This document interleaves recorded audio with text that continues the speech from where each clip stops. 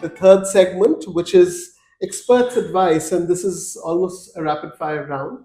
And you could choose not to answer. You could choose to answer just the way you think, right? And with that, I go after to the spill the beans. Now it's roast the beans, right? So okay. And we brew the beans too. So we go to our first question here, and this is for our national policymakers. Um, from an industry perspective, Tata Consumer Product is one of the biggest growing brands in the FMCG space in India, and from India. Uh, what are the three things you would want to ask from national policymakers that could make a big difference in the way, number one, we would want to do business, and in the way we would want to look at talent? Um, what are the three things perhaps you would want? So again, there could be many things, and thank you for the question. The first one, which I have spent some time looking at data across the board, is that our quality of not education but faculty education across the US, and I think this is where, because of the way we have now begun to really thin slice education institutions, we've got fantastic brand names across the country, 15, 16, 18 campuses, but there are only as many faculty, right? So am I open to getting faculty internships into my organization? The answer is, of course, yes, because I would like them to bring that pragmatism into, whilst retaining the academic purity as well, right? So that's number one. Number two, when I look at the job market, I see this U shape, right? Which is the most qualified definitely get. I mean, look at my own R&D organization, my digital team. They're the most skilled, the most adept. Their half-life of knowledge, is 6 months, and they have to get again retrained, right?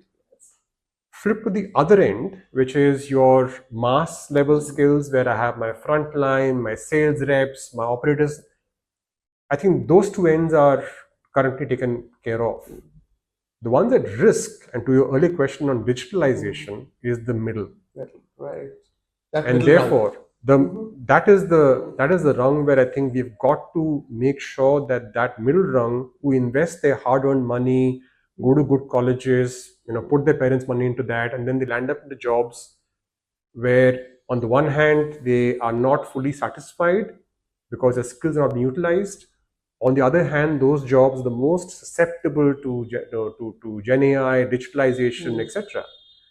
And therefore, how do you make sure that there is some form of resiliency built for them, right? So that to me is really number two.